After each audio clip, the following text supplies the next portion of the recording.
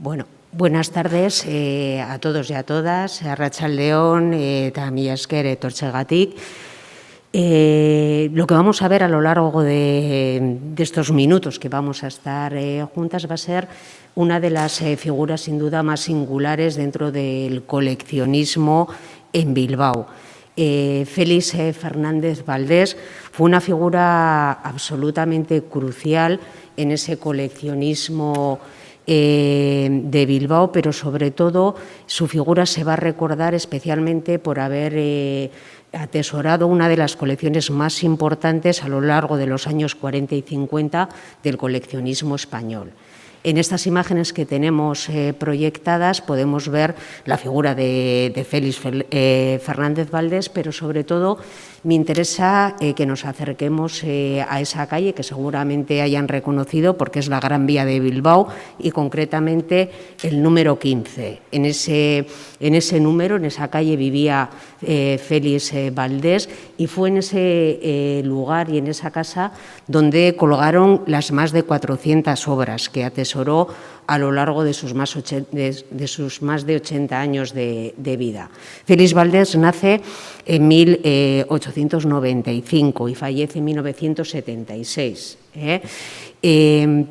Fue sin duda uno de los empresarios más reconocidos del ámbito bilbaíno y se le conoce sobre todo por los negocios de productos de ultramar, cacao y también especias que tenía y que vendía en la calle Tendería del Casco Viejo de Bilbao. Allí tenía una calle, y aquí una tienda, y aquí tenemos una de las imágenes que popularmente se conocía como Manu Canela. Esta tienda pertenecía al padre de su mujer y por lo tanto a su abuelo materno.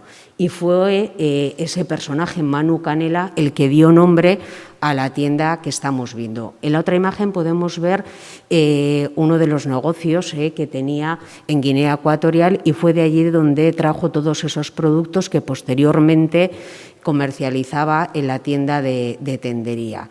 Ya en los años 40 se especializó sobre todo Félix Fernández Valdés en la producción maderera, que fue justo el momento en el cual se construyeron una gran cantidad de barcos y por lo tanto eso fue lo que hizo que pudiese atesorar una gran fortuna que le permitió ir poco a poco comprando esa importante y estupenda colección que luego vamos a poder ver. Así nos situamos en los años 40, un momento que coincide con la posguerra española. Por lo tanto, un momento en el que la mayoría de las economías se encontraban un tanto deterioradas y que fue simplemente lo que hizo que Félix Valdés pudiese acceder a la compra de esa gran cantidad de obras. Era un personaje, uno de los pocos personajes adinerados en ese momento y, por lo tanto, el acceso también a las obras de arte era más o menos sencillo con respecto a otras épocas y podía incluso, podríamos decir, casi como escoger en sí. Aquí tenemos algunas de las imágenes de esa casa de Gran Vía 15, concretamente el salón de la casa con un elemento que yo creo que es absolutamente esencial para conocer la figura de Félix Fernández Valdés y es ese piano que aparece en primer término en la imagen. Félix Valdés tenía estudios de música porque sus padres se empeñaron y se encargaron también de que pudiese completar su formación en París y en Londres. Todos estos datos yo creo que nos van a poder ayudar a conocer esa personalidad y luego ver las obras que iba adquiriendo. En su casa de Gran Vía se hacían audiciones musicales y él era una de las personalidades más importantes en la Sinfónica de Bilbao. Por lo tanto, tenemos una personalidad bien situada socialmente en Bilbao y además también no solamente con relaciones culturales, sino especialmente con relaciones empresariales. Una figura capital para entender el éxito económico y social de Félix Fernández Valdés fue su tío.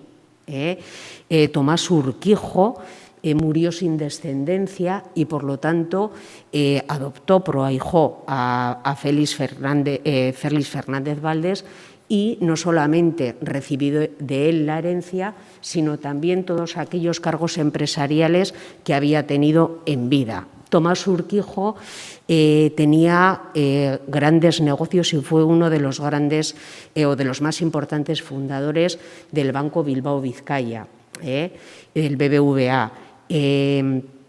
También fue una personalidad importante en la fundación de los Salesianos, y todos esos cargos fueron pasando a la figura de Félix Valdés.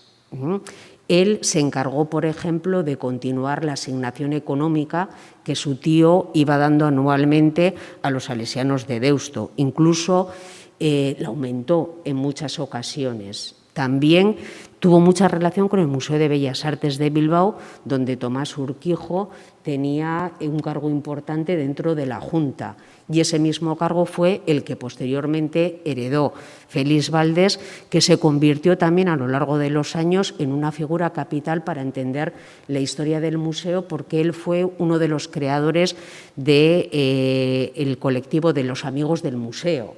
Por lo tanto, también intervino en algunas exposiciones importantes en la historia del museo, para las cuales cedió algunas de las obras de su colección. Así, y viendo especialmente esta imagen o algunas más de las que podemos ver de su casa, nos hacemos una idea del interés, ¿no?, que Félix Valdés tenía hacia el mundo del arte. Sin duda, es importante darnos cuenta cómo en esta residencia de Félix Valdés, una residencia amplia, de más de 400 metros cuadrados, iba colgando todas aquellas adquisiciones que compraba, especialmente adquiría a propietarios particulares y también en algunas subastas o directamente, y sobre todo las obras medievales, directamente en los conventos y en los monasterios. Pero también tenía un gran interés hacia el mundo del mobiliario, hacia el mundo de las artes decorativas, en la adquisición de bronces, de vajillas y alfombras, incluso, como podemos ver en esta imagen. Yo, cuando veo estas imágenes, lo que más me llama la atención es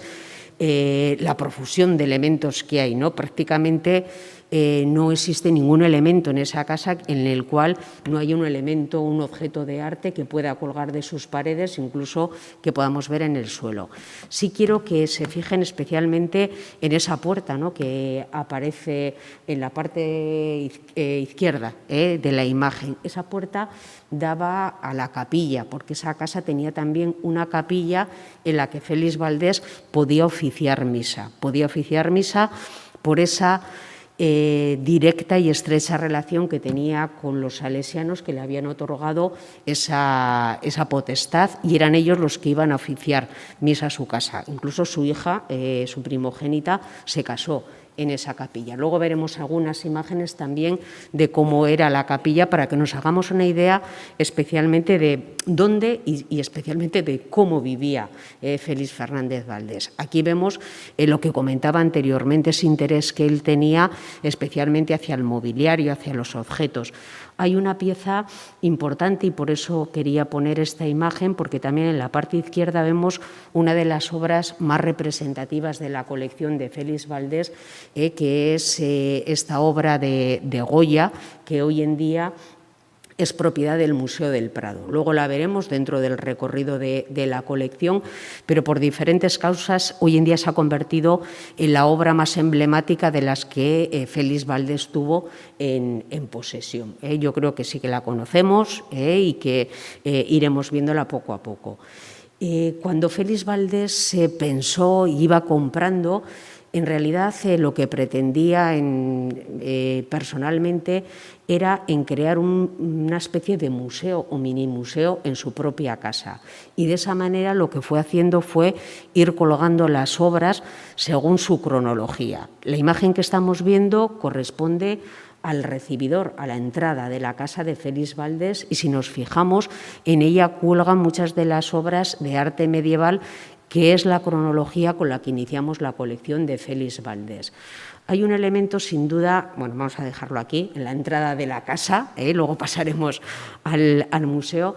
hay un elemento importante dentro de la personalidad de Félix Valdés y es cómo y por qué fue atesorando, ¿no?, y comprando, y de dónde arranca ese interés que Félix Valdés tiene hacia el mundo del arte. Como comentaba anteriormente, él era un empresario, no era por lo tanto una personalidad entendida ni especialista en el mundo artístico, pero sí es cierto que ese interés que él tenía hacia el mundo del arte hizo que poco a poco se fuese relacionando con diferentes personalidades del mundo artístico que fueron quienes le asesoraron en ese marco artístico, sobre todo para las adquisiciones.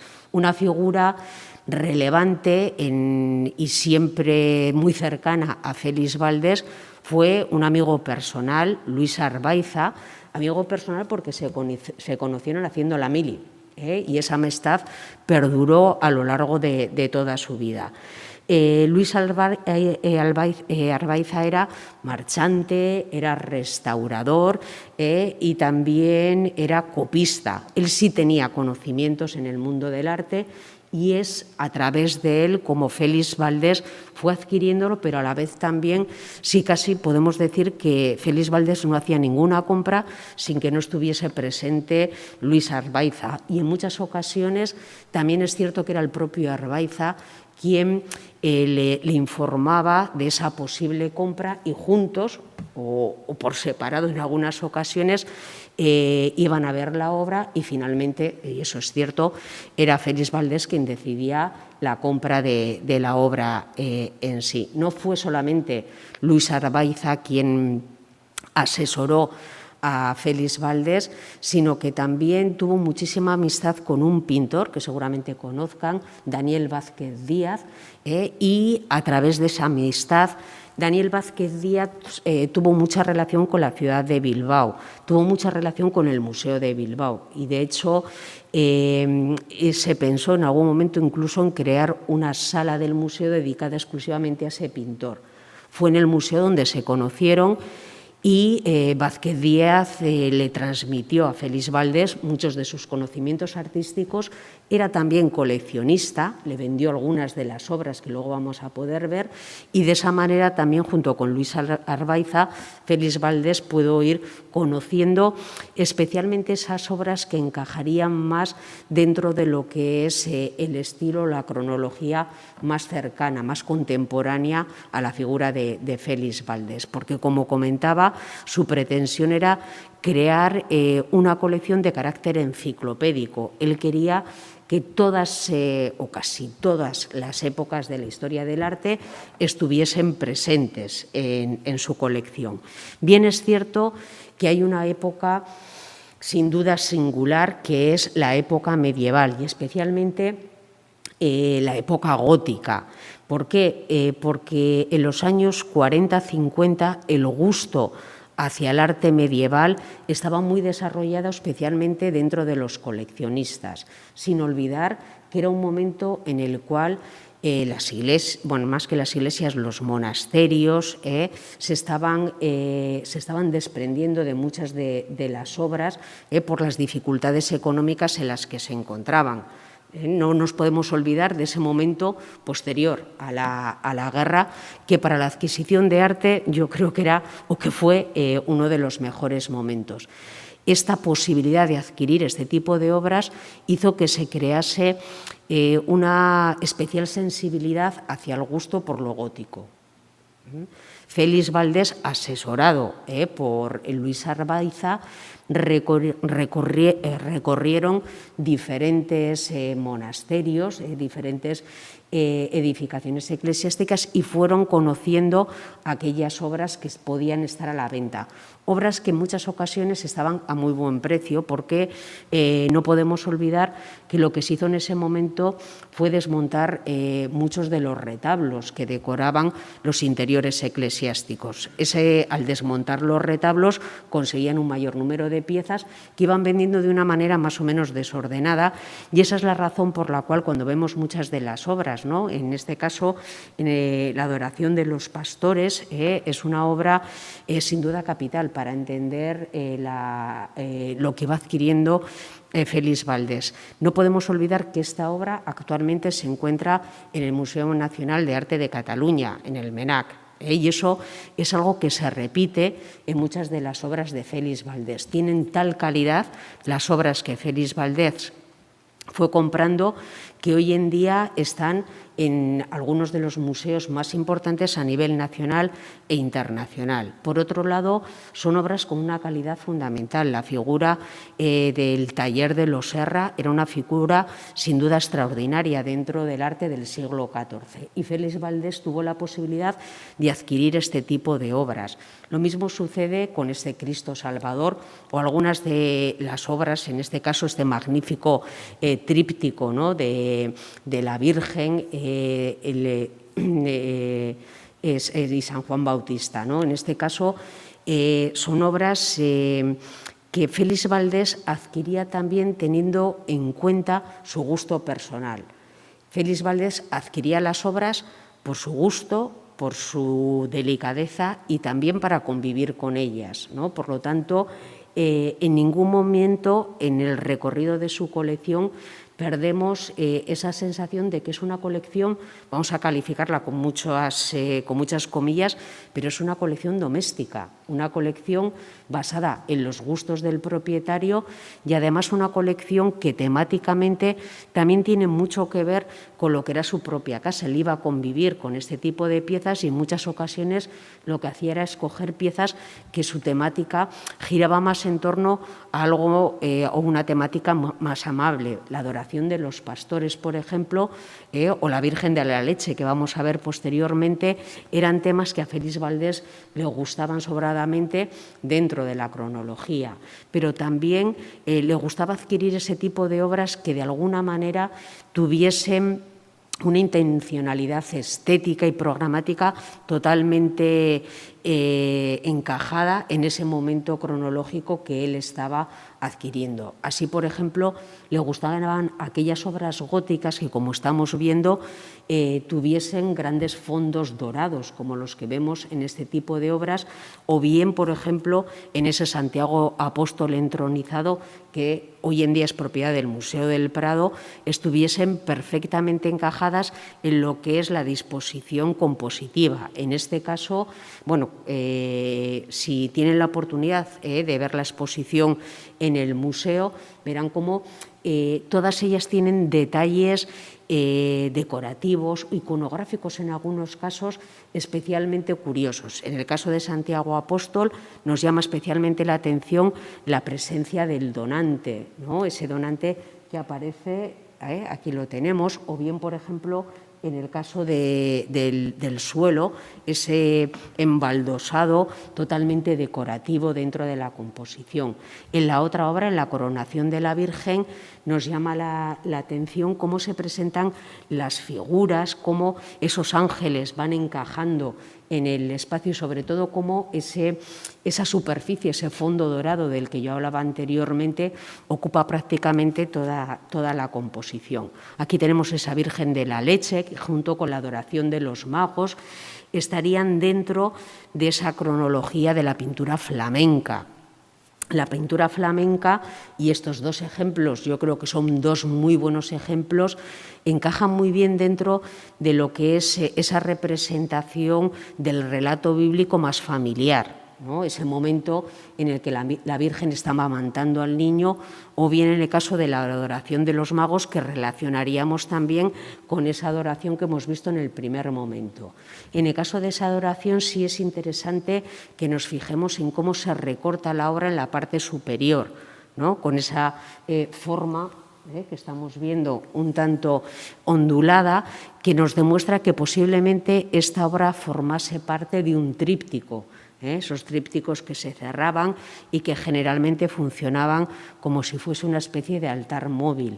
Lo vemos muy bien en esta obra, este tríptico de la Pasión de Cristo, que por las dimensiones de la obra, que es aproximadamente unos 40 centímetros de alto, un poquito más, sabíamos, porque tiene una argolla también, que era una pieza de carácter móvil, y además fue adquirido a un convento, unas monjas, en las cuales querían vender la obra porque bueno, necesitaban dinero para la reparación del monasterio, y ahí estaba, en este caso, Luis Arbaiza, para poder adquirir esta obra. Es una obra absolutamente fundamental para entender la cronología. Estamos en el siglo XV y sobre todo sí que me interesa que nos fijemos en esa tabla central, porque con respecto a las obras que hemos visto anteriormente, lo que sí que nos llama la atención es cómo aquí hay una mayor cantidad de figuras. Concretamente, creo que hay como unas 34 figuras aproximadamente, y eso nos demuestra ese avance dentro de la cronología pictórica, que también lo podemos ver en el caso del cromatismo y sobre todo el cómo discurre, ¿no?, un relato por toda la estructura. Una figura importante para Félix Valdés fue la figura del Greco. Y concretamente dentro del Greco esa obra del Cristo crucificado, porque dentro de lo que Félix Valdés recogió de la herencia de su tío, de Tomás Urquijo, estaba este Cristo crucificado, que posiblemente fuese la pieza que dio pie a que Félix Valdés continuase esa afición coleccionista que ya había tenido su tío. Este Cristo crucificado es una pieza bastante singular dentro de la trayectoria del Greco, y además se encaja también a la perfección en ese gusto que Félix Valdés tenía hacia los crucificados, ¿no? Esa profunda religiosidad que existía en la figura de Félix Valdés hizo que concretamente esta temática se convirtiese en la preferida.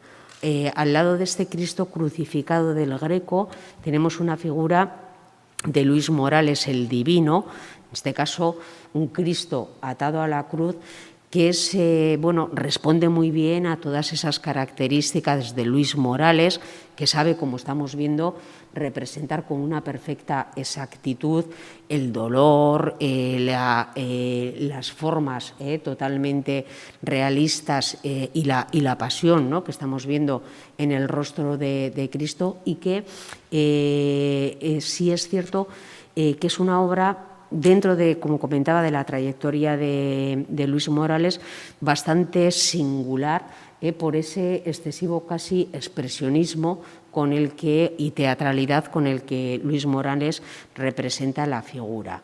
Del Greco, como comentaba, Félix Fernández Valdés recogió varias obras. Le interesaban sobre todo aquellas obras que pudiesen encajar en esos momentos singulares dentro de la temática del Greco, pero también obras que fuesen un poco diferentes a lo que comúnmente se conocía del Greco.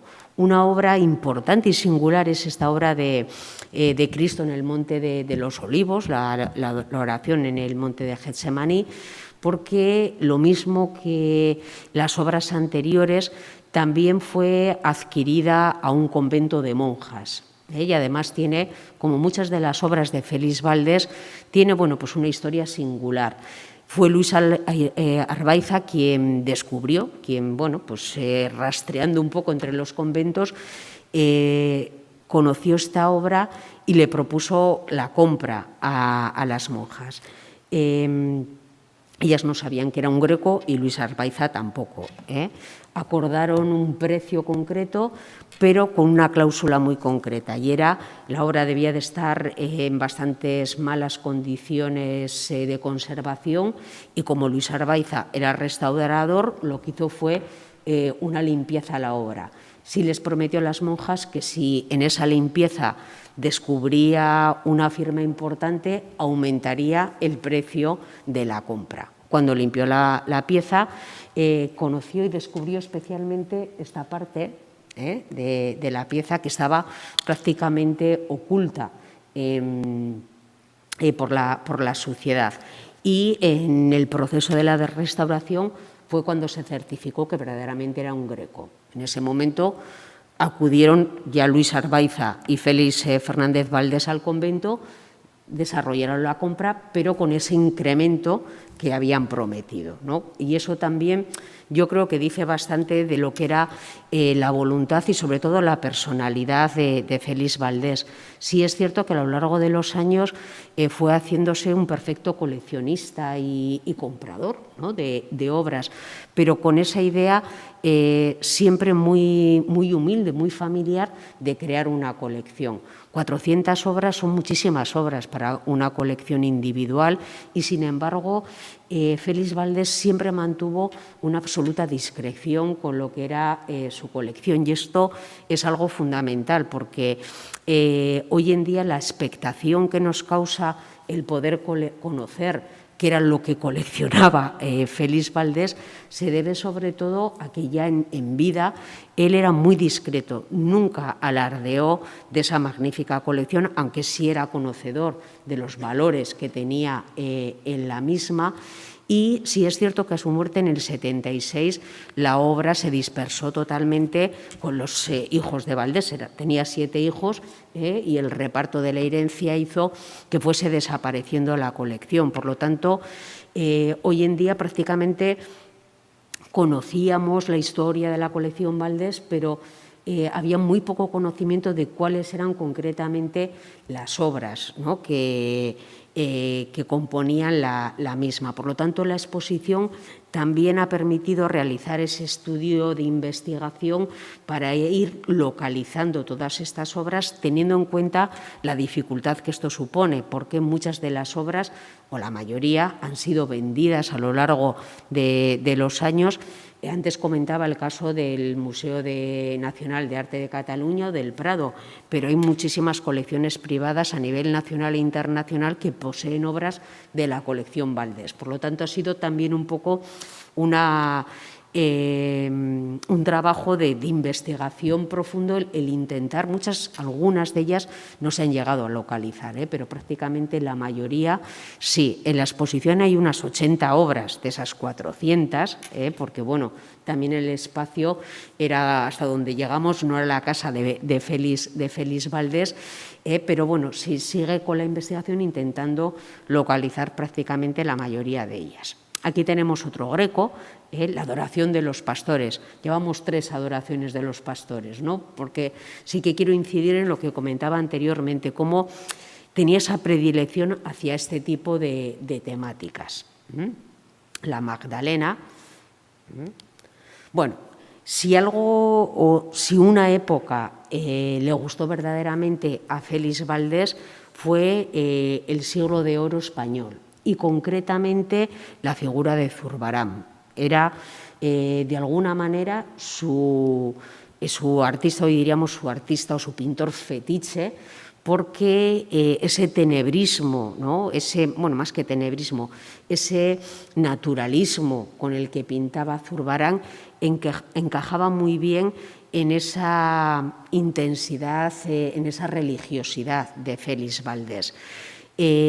Murillo también fue, y especialmente la primera época de Murillo, como estamos viendo en este caso, de interés para Félix Valdés. Este San José con el niño es una imagen que encaja muy bien en esa manera de pintar de Murillo, como comentaba en su primera etapa.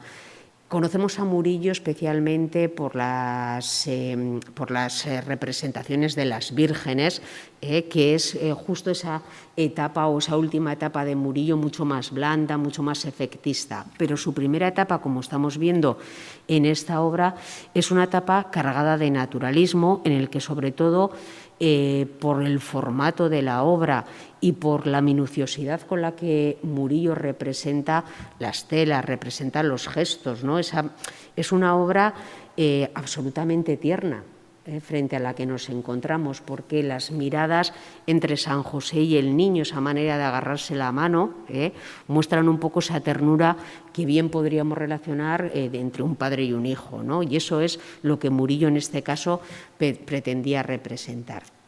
Y en el caso de San Antonio Abad es una obra muy propia de de ese Zurbarán de mediados del siglo XVII, sobre todo a la hora de representar ese paisaje, ese árbol que aparece tras la figura de San Antonio Abad, que prácticamente aparece en un claroscuro, o bien el paisaje que aparece en la otra parte. Esa idea del santo, porque a Félix Valdés también le gustó un poco tener esta especie casi como de galería o de santoral. Aquí tenemos otros Zurbarán, San Francisco en oración, que también está hoy en día en el Museo del Prado y que es una obra absolutamente magnífica, o ese San Francisco de Paula de Rivera. Rivera, uno de los pintores españoles más directamente relacionado con el tenebrismo caravallesco, ¿no? Y aquí lo vemos, dos San Franciscos pintados por dos artistas diferentes y además pintados de una forma totalmente diferente, como Zurbarán, sobre todo, no se ve muy bien en la imagen, pero al natural sí quiero que se acuerden de verlo y que se fijen sobre todo en el hábito de San Francisco, porque Zurbarán es absolutamente capaz de mostrarnos el detalle, la trama del textil con el que se viste la figura de San Francisco. Sin embargo, en el caso de José Rivera,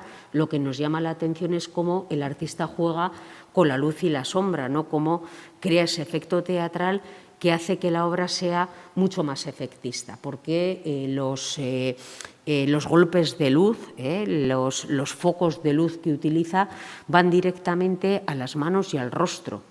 Y, sin embargo, el resto de la composición queda prácticamente en la penumbra, con una salvedad, y especialmente pues, aquí, ¿no? Vemos como ese fondo, que es un fondo neutro, Zurbarán utiliza un paisaje, Rivera utiliza un fondo neutro, porque de esa manera lo que consigue es evidenciar mucho más el rostro de San Francisco de Paula, en el cual es sin duda magistral esa barba, ¿no? Como prácticamente parece estar realizada pelo a pelo.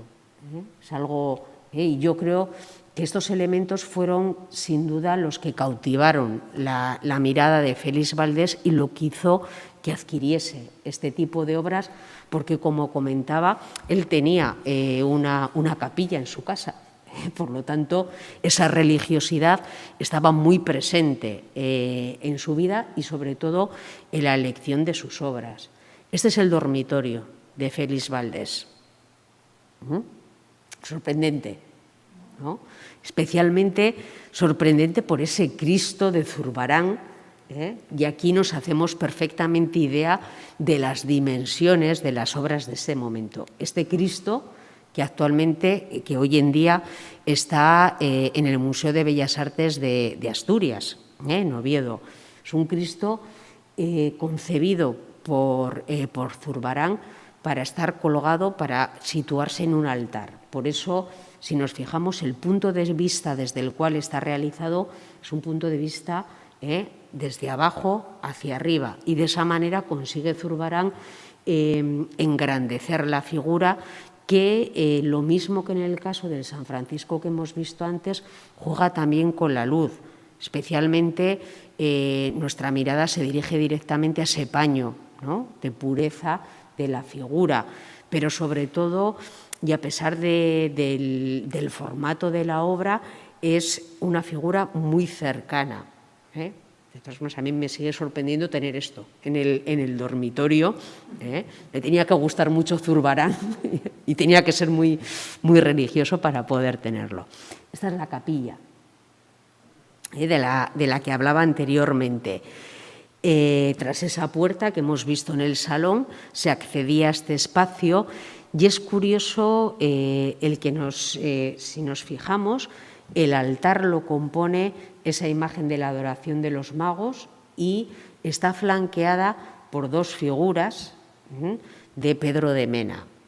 Y en la parte posterior, en los pies de esa capilla, está esta magnífica obra de Van Dyck, esta Lamentación sobre Cristo muerto, que hoy en día está en el Museo de Bellas Artes de Bilbao y pertenece a la colección del museo. Yo antes decía que Félix Valdés había pertenecido al patronato del museo y había sido uno de los fundadores de los Amigos del Museo, había participado en algunas de las exposiciones organizadas por el museo con obras suyas, entre otras, y ahora es cuando nos preguntamos esa cosa de ¿pero donó obra al museo? ¿No? Porque pues lógicamente esta relación nos podría parecer que pudiese desembocar en una donación. Donó en vida, donó una obra de Alenza, un pequeño cuadrito de Alenza, y post-mortem sus herederos vendieron 2 obras. Una de ellas es Van Dyck, que Félix Fernández Valdés tenía en la capilla de su casa. Estas 2 tallas de Pedro de Mena son 2 tallas absolutamente sorprendentes por ese realismo, ¿no?, con el que Pedro de Mena realiza las obras. El trabajo de la talla, de la imaginería, era muy habitual o fue muy habitual durante el siglo XVII y XVIII en el arte español. Esa costumbre de los pasos de Semana Santa hizo que los artistas españoles se especializasen de alguna manera en este tipo de obras. Yo creo que es muy evidente, pero lógicamente la intención de Pedro de Mena y de estos artistas era despertar, ¿no?, el sentimiento en el espectador, y lo hacían de una manera absolutamente teatral, porque cuando nos acercamos a ese ecce homo, a esa figura de Cristo, nos llama, si quiero que se fijen especialmente en el pómulo izquierdo del ecce homo, porque está amoratado. Lo mismo que los dedos, que es algo sorprendente el centrarse en esos pequeños detalles para mostrar sin duda de una manera muy efectista el dolor, ¿no?, que en ese momento estaba sintiendo el Cristo, cómo esos hilos de sangre van cayendo sobre el cuerpo de Cristo, o en el caso de la Dolorosa, cómo aprieta sus manos en ese gesto de oración. Hay un elemento constante en la obra de Pedro de Mena, y era esa manera de representar el ropaje de la Virgen, el manto de la Virgen sobre la cabeza, creando esa especie como de visera, que lo que conseguía, y en la imagen se ve muy bien, es crear esa especie de sombra sobre el rostro de la Virgen, que acrecienta un poco más ese tenebrismo incluso, ¿no?, y ese efectismo del que hablaba. Aquí tenemos la Lamentación sobre Cristo muerto. Es una obra de grandes dimensiones, 3 por 2 y pico aproximadamente, y además estaría dentro de ese barroco flamenco en el que nos llama especialmente la atención la composición que utiliza, en este caso, Van Dyck, como los cuerpos son unos cuerpos hinchados, unos cuerpos que prácticamente ocupan toda la composición pictórica, y cómo mezcla de alguna manera Van Dyck esa parte religiosa y palaciega también, que podemos ver en la delicadeza de los paños y en el color. La Magdalena viste ese color amarillo, que era un color muy propio sobre todo de las representaciones palaciegas, ¿no?, y que tiene mucho que ver con esa intencionalidad flamenca. El mundo del retrato, ¿no?, es un mundo que a Félix Valdés le gustó, pero que encaja muy bien también en ese barroco, un retrato como el de Andrés de Ansótegui, que lo encajaríamos dentro del retrato de aparato. En este caso el personaje se viste con sus mejores galas y además aparece posando de esa manera tan habitual en ese momento, con una de las manos, concretamente la mano derecha, apoyada sobre una silla o sobre una mesa, y cómo lo que pretende en este caso Carreño de Miranda es mostrar ese detallismo con el que sabe representar cada uno de los elementos del ropaje de la persona retratada.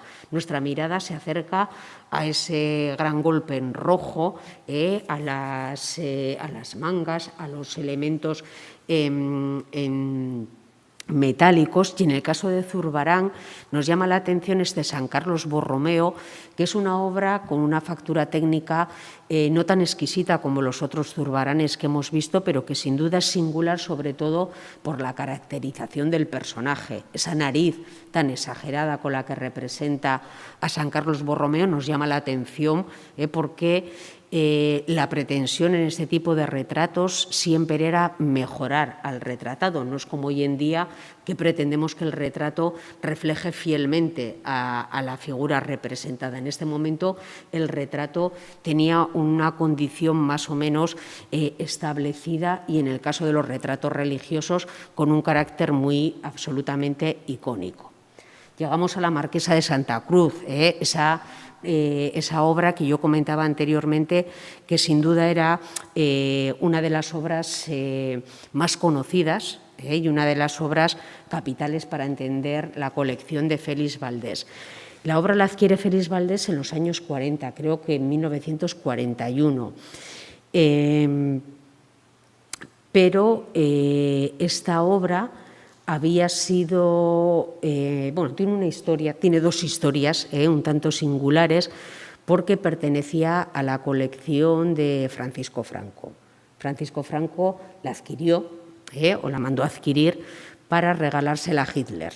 Él quería hacerle un regalo al Führer y sí quería que fuese un regalo no religioso, que no tuviese ninguna temática de carácter religioso, pero que tampoco mostrase una figura muy singular dentro de la historia del arte español. Escoge, más que la figura de Goya, escoge esta figura de la marquesa, especialmente por ese lauburu que aparece decorando la lira, que está detrás de la figura, por la similitud y la resonancia que podría tener con la cruz gamada. La obra finalmente no llega a la colección de Hitler, no se efectúa el regalo y es adquirido por Félix Fernández Valdés.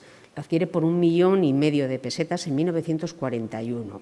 Es una de las pocas obras que sabemos la cantidad exacta de su precio, y que nos hace darnos cuenta un poco del poder económico también de esta colección de Félix Fernández Valdés. La obra actualmente se encuentra en el Museo del Prado, porque otra de las historias de esta obra es que a la muerte de Félix Valdés esta obra la hereda su hija, Mercedes, y en 1983, el año de las inundaciones, un poco para situarnos, la vende la obra y la vende a un propietario, un coleccionista extranjero. Se efectúa el pago, no me acuerdo muy bien, pero creo que la vendió como por 23 o 25 millones, una cosa así más o menos. Y en el 85, 2 años después de la venta, ese propietario británico, ese propietario extranjero, decide vender la obra. Sale a subasta en la casa de subastas Sotheby's. En ese momento es cuando sale a la luz pública que la obra no tenía permiso de exportación. Y el Estado español la adquiere, y por eso hoy en día está en el Museo del Prado. Es sin duda un episodio lamentable, ¿no? Un poco dentro de la obra, porque pues no se pueden vender obras al extranjero sin permiso de exportación, pero también fue una obra que tuvo mucha polémica, porque el Estado español la adquirió por una altísima cantidad de dinero. Entonces, pues ahí está un poco la cuestión de esta obra, pero sí es cierto que estilísticamente es una obra absolutamente magnífica. Es una obra, pues como era Goya a la hora de pintar, y que especialmente en este caso nos atrapa totalmente con esa delicadeza con la que sabe realizar las materias, tanto de ese vestido estilo imperio con el que vemos la figura de la marquesa, cómo diferencia los brillos y, sobre todo, cómo encaja perfectamente la obra. Yo creo que es la tercera vez que esta obra llega a Bilbao, y ahora que no podemos salir a Madrid, pues yo creo que es sin duda un momento singular para poder verla.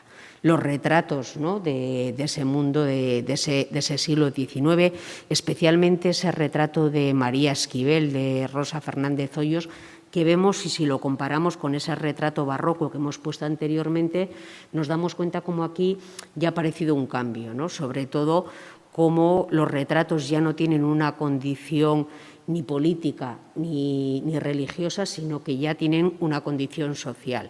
Se encargaban a las grandes figuras, a los grandes maestros de la pintura, para tener sin duda un prestigio social en la representación. De ellos posiblemente esta condesa de Santovenia, esta muchacha en rosa, como también se la conoce, que también está en el Museo del Prado y que es obra de Rosales. Es una obra absolutamente sobrecogedora, especialmente por esa manera en la que Rosales sabe representar ese color, ¿no?, ese vestido rosa que prácticamente inunda toda la obra, hace que nos muestre esa capacidad, ese virtuosismo técnico que tenía Rosales a la hora de pintar. Es una obra curiosa, bueno, es una obra curiosa, es una obra espectacular, porque está dentro de la colección permanente del Museo del Prado, o sea, siempre está colgada, y eso demuestra sin duda la calidad y el momento, la especialidad de esa obra. Lo mismo pasa con Fortuny.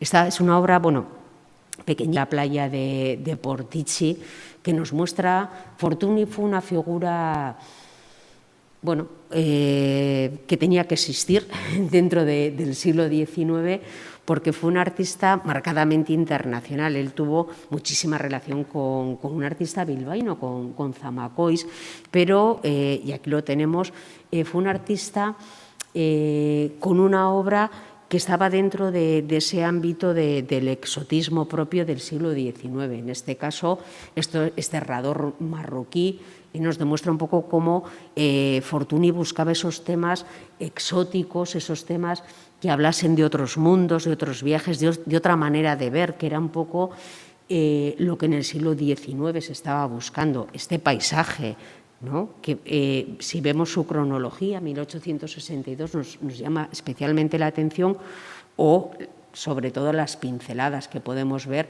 en el caso de este muchacho. Inevitablemente se nos presenta la figura de Sorolla también, con esos muchachos en la playa, y sobre todo sí es muy evidente esa modernidad, ¿no?, que tenía Fortuny. Es curioso el que nos fijemos dónde está, en la firma de Fortuny, porque firmaba con esa especie como de sello, como si fuese una especie de sello chino, ¿no?, y eso también nos acercaba un poco a ese exotismo del que hablaba de Fortuny.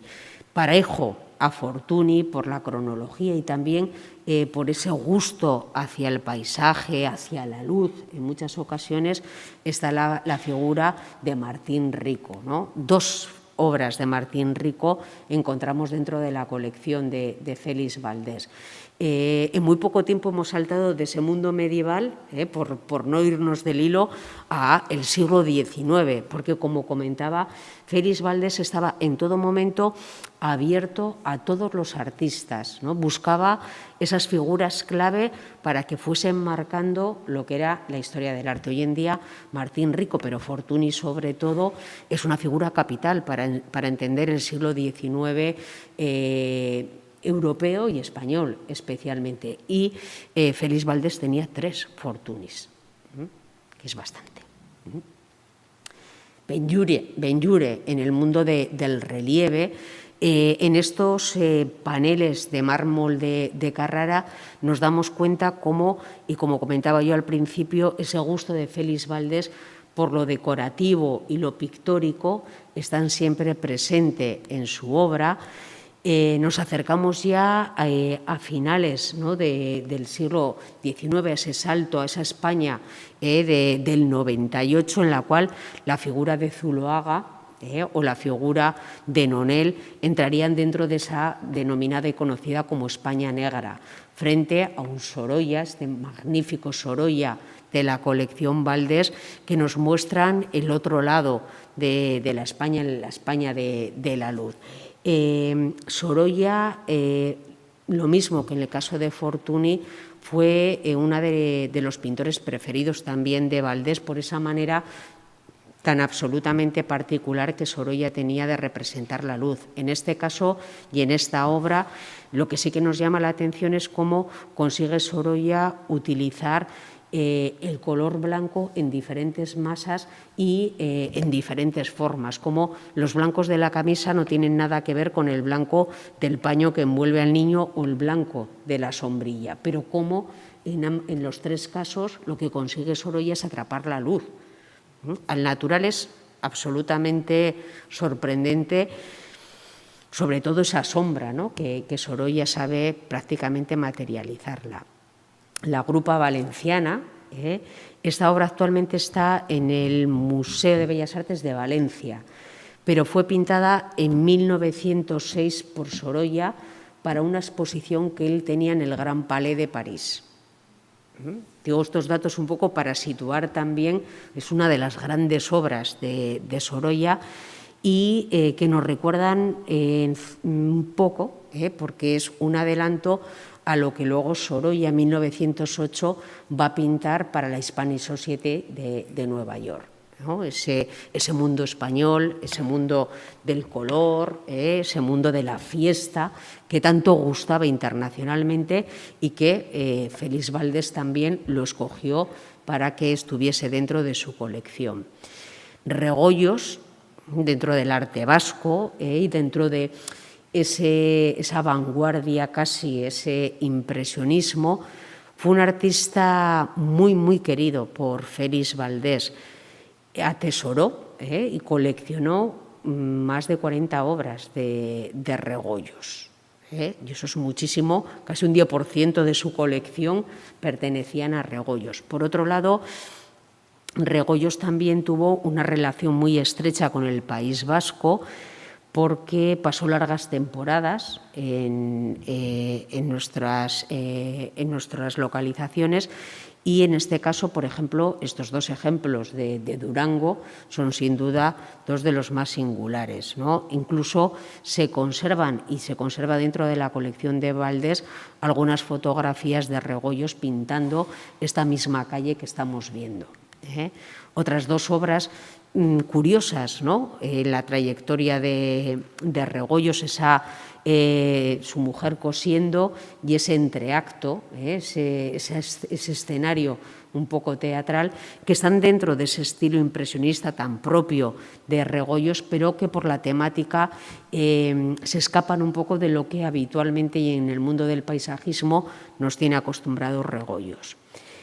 Julio Romero de Torres, que no podía faltar en ninguna colección de Bilbao, sobre todo porque Julio Romero de Torres fue un artista muy del gusto bilbaíno. Respondía muy bien las caracterizaciones de Julio Romero y, bueno, pues muchas de las colecciones de las cuales hoy en día tenemos conocimiento tenían alguna obra de Julio Romero. Y lo mismo pasa con Gutiérrez Solana.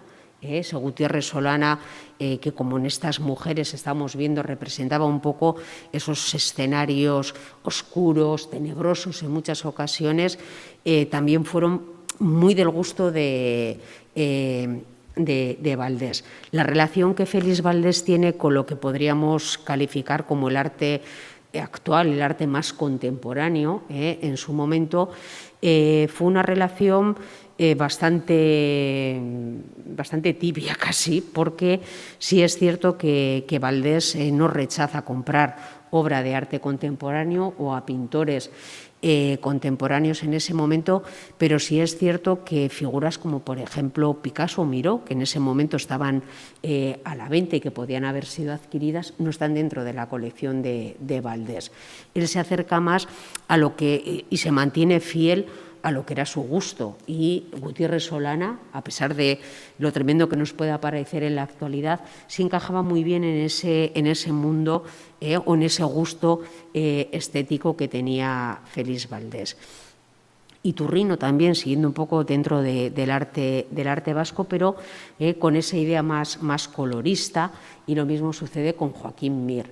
Yo creo que, bueno, estamos con muchos nombres, pero son todos esos nombres que van conformando la historia del arte español y la historia del arte internacional.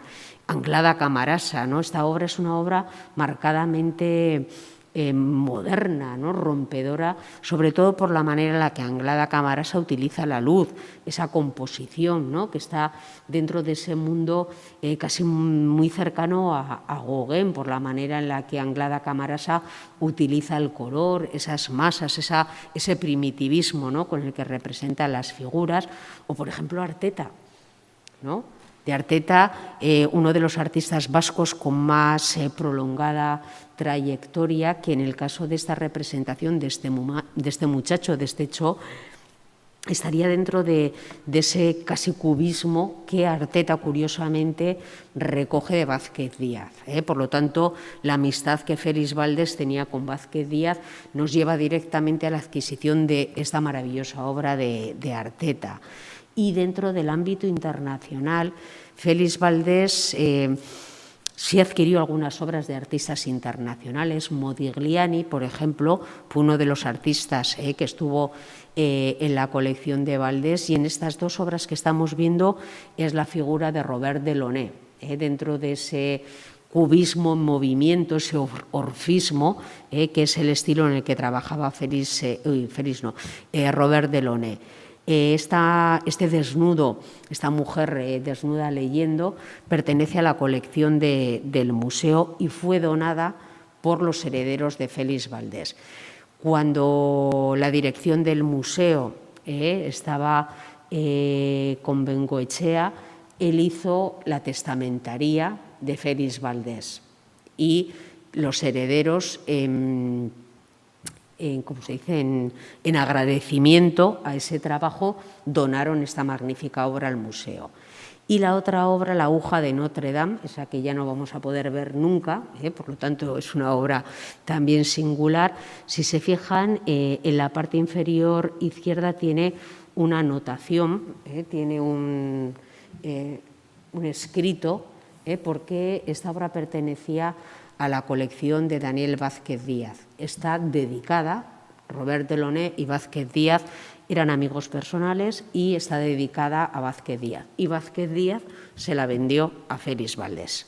Un poco por saber también la trayectoria de estas obras. Benjamín Palencia, dentro de la Escuela de Madrid, con estos paisajes tan horizontales, tan expresionistas, en lo que es el cromatismo, y una obra con la que acabaremos, sorprendente, porque es de un jovencísimo Agustín Ibarrola. Agustín Ibarrola nos muestra los inicios de Agustín Ibarrola, y esta obra lo demuestra a la perfección. Giran en torno bueno, pues a lo que eran las vanguardias en ese momento. Estaba de alguna manera tanteando en lo que era su estilo. Sí es cierto que posteriormente Ibarrola se decanta hacia una pintura de crítica social, ¿no? Pero en este momento esa especie como de cubismo cesariano con el que representa esta obra nos llama especialmente la atención, pero también nos demuestra cómo Félix Valdés no solamente compraba aquellas obras de reconocido prestigio con la idea de convertirse en un importante coleccionista, sino que también apostaba por aquellos pintores, bueno, y los llamaríamos emergentes, ¿no? En ese apoyo a lo que podía ser su figura. Y además, y esta obra con la que hemos empezado y con la que terminamos, es un retrato que Daniel Vázquez Díaz le hizo a Félix Valdés. Yo creo que retrata muy bien esa imagen del coleccionista que hemos visto, porque tenemos un Félix Valdés en primer término caracterizado sin duda como ese gran empresario que él era, pero sobre todo sentado en su piano, ese piano que es el elemento que a Félix Valdés le liga directamente con el mundo de la cultura, y que fue también el que hizo que pudiese adquirir esta colección de la cual hemos visto estas pequeñitas pinceladas. Solamente nos quedará verlas todas al natural, cuando podamos iremos al museo, las veremos.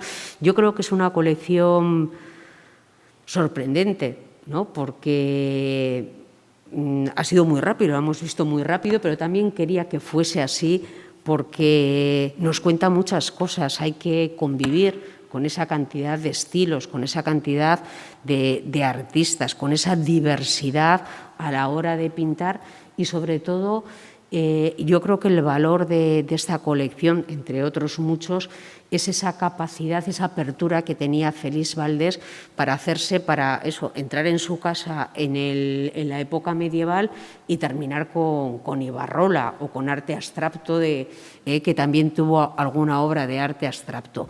Había que ser muy abierto porque no es común que las colecciones sean con un carácter enciclopédico. Lo habitual es que se centren concretamente por gusto, en muchas ocasiones, en un momento concreto, en unos artistas concretos, pero Félix Valdés yo creo que se abrió totalmente a la historia del arte y quiso hacer eso, en ese número 15 de la Gran Vía, ese pequeño museo que pudiese suministrar en algunas ocasiones y como así hizo al Gran Museo del Parque.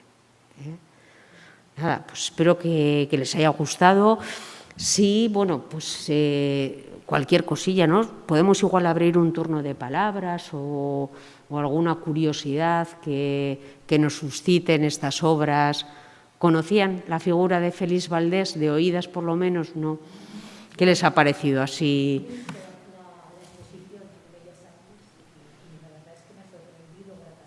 Sí, sí. Es como meterte en un túnel del tiempo. Sí.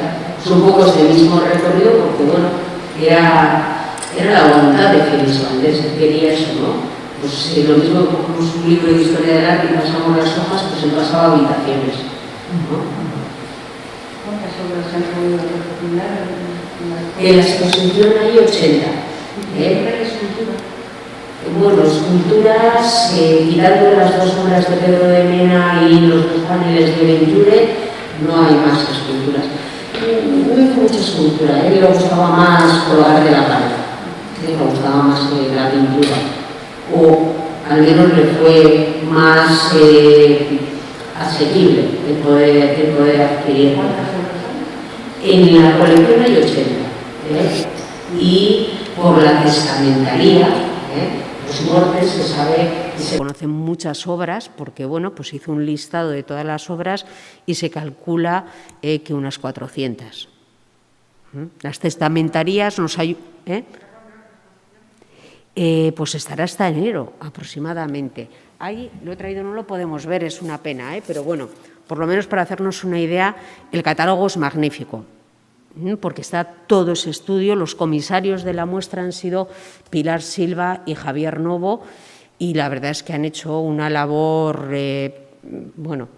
fundamental para recoger todas estas obras, porque sí es cierto, como comentaba, que es que era una colección que suscitaba mucha curiosidad, porque todo el mundo había oído hablar de Félix Valdés, pero quitando, pues eso, la Marquesa de Santa Cruz, algunas más también, pero bueno, pero un poco no teníamos muy claro qué era lo que tenía, lo que no se tenía, y entonces, bueno, pues eres también, claro, las épocas, no era una época de coleccionismo, los años 40 no eran épocas de coleccionismo y, sin embargo, pues él apostó por ese mundo. Los años 50 ya se acercaron más al coleccionismo.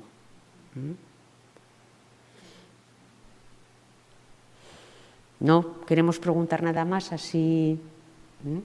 Bueno, pues nada.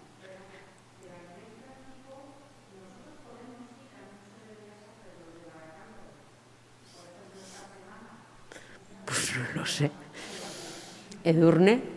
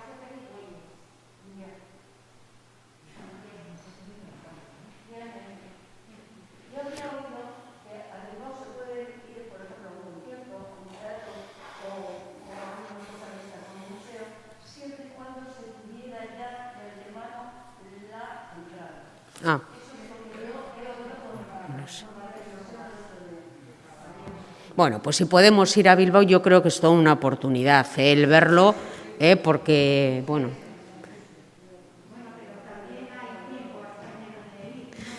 Una última cosa, antes de que nos vayamos y de que vayamos a Bilbao. La semana que viene, el 4, que es miércoles, tenemos otra conferencia aquí. En este caso va a girar en torno al hierro, el hierro como material y el hierro como elemento dentro del mundo artístico, en lo que es también los materiales. El título de la conferencia es Hierro, el color de un pueblo, y la iba a impartir Óscar González Mendía, que yo lo recomiendo muchísimo porque él es doctor en física y profesor en la Universidad del País Vasco, y la verdad es que tiene un conocimiento absoluto de este mundo, ¿no? de los materiales, y creo que es o que puede ser una visión diferente pero enriquecedora de algo que también es importante, ¿no? en el mundo del arte, porque sin los pigmentos y sin los materiales no tendríamos las obras, ¿no? que podemos estudiar. Así que yo creo que merece la pena. El miércoles día 4 a las 7.